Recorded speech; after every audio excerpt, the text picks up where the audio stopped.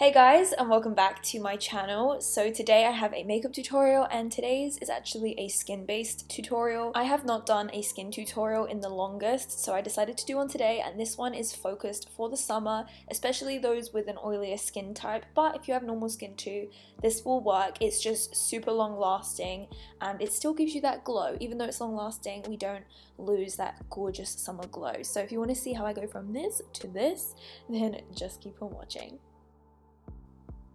Okay guys, so I've started off with absolutely nothing on my skin, just a light moisturizer, and we're going to be going in first of all with a moisturizing primer. I personally believe that the key to a flawless base is definitely the way that you prep it. So of course my skin is cleansed and moisturized with a light moisturizer, and I do want to make sure as well that I'm going in with some kind of moisturizing primer. I really like this one from Makeup Forever because it's moisturizing but it's lightweight at the same time, and that's definitely what you want in the summer. Of course, you can go for something SPF as well if you know you're going to be out in the sunshine. I would recommend wearing SPF anyway, but I would definitely also recommend going in really hard with the priming as well when it comes to pore filling and mattifying. So I'm actually using two primers for this, the first one being this matte primer from Benefit, and this one is going to help to mattify the skin. It goes on like a gel and it kind of dries a little bit, but it doesn't dry your skin out. It kind of almost goes a little bit tacky, and I really like this primer. But then I also like to go on top of that with the Benefit Porefessional primer as well, just to fill in the pores. And I'm actually quite careful not to use too much of a pore filling primer because it's silicone based. Too much of it could kind of make makeup slip off your face.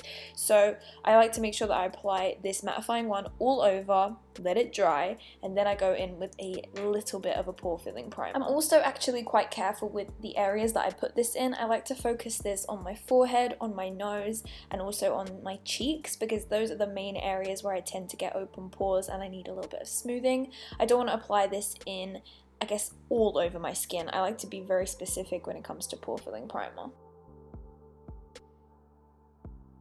I find that when applying products, especially in the summer, you want to keep each layer as thin as possible. So when it comes to color correcting, this is necessary for me so that I don't have to apply too much foundation. And the color corrector that I'm using is from YSL, and this one is actually super lightweight and very thin. So it's perfect for the summertime because it kind of takes care of the redness, but it really doesn't leave too much residue on my skin, and that is absolutely perfect and exactly what I want. So I'm just using a kabuki brush that I use for my foundation, and I'm just using that to buff that into my skin.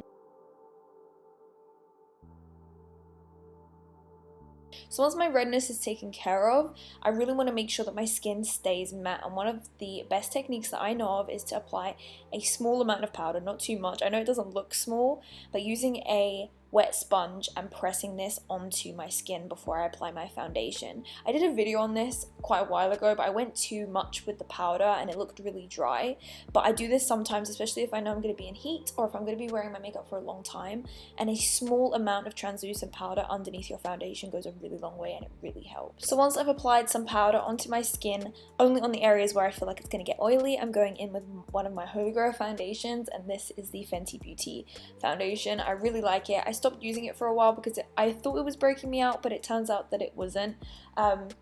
I just was breaking out anyway, so I'm using a beauty blender to blend this into my skin.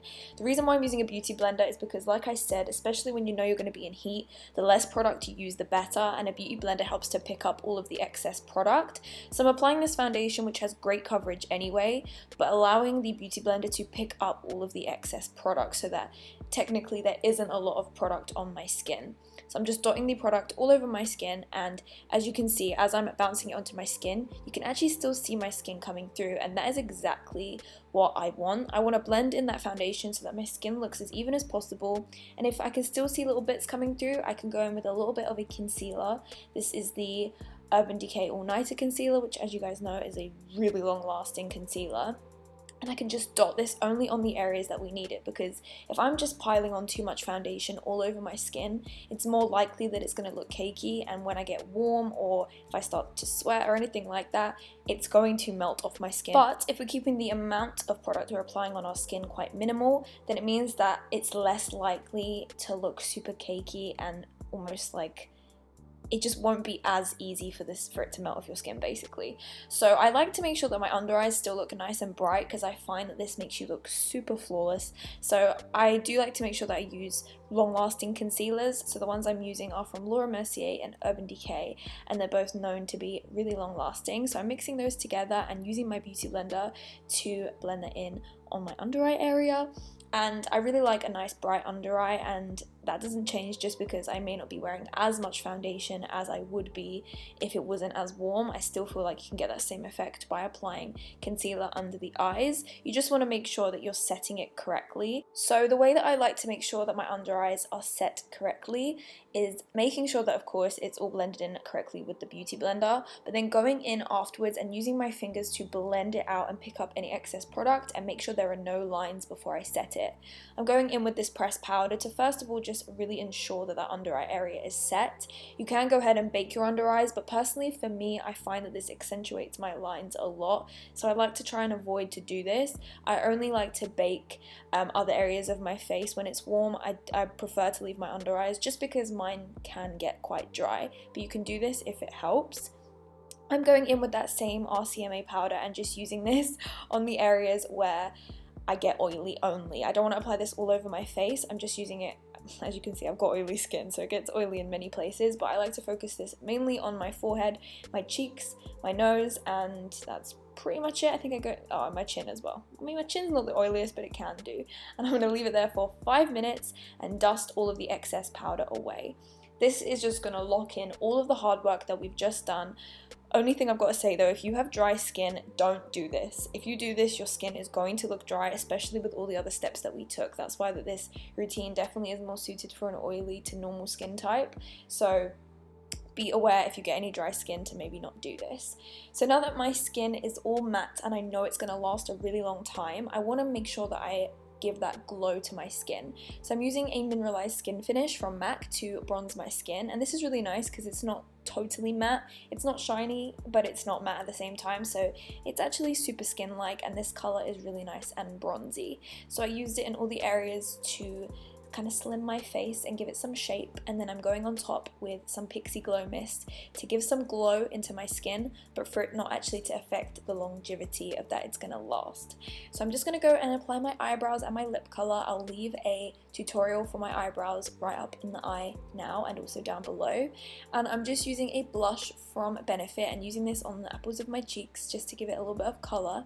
And then I'm going in with a liquid illuminizer from NYX on the tops of my cheekbones, and then I'll be going on top of it with a powder one, just because when you want to have that glow, it's better for me personally, especially for oily skin, to create that glow artificially. So I'm using a liquid illuminizer that I know dries and then going on top of it with a powdered illuminizer, so your skin looks buttery and glowy, but it's technically matte and it's gonna last all night, which is amazing. And then I'm going in with the powder illuminizer, which is from Anastasia Beverly Hills, and just using that on other high points of my face, so on the inner corners, on the tip of my nose, under my brow bone, just all the areas that I really want it to pop when the sunlight hits my face.